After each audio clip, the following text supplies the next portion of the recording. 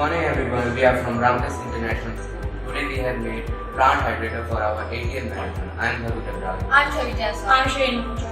This project can help us in day-to-day life. If you're working or if you're busy, we forget to water our plants.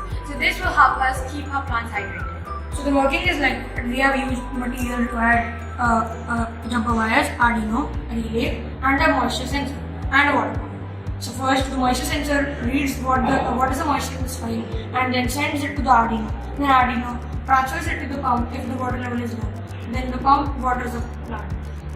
This can also help us in the future as we can use it on a higher scale as farms or use solar panels or make it IoT.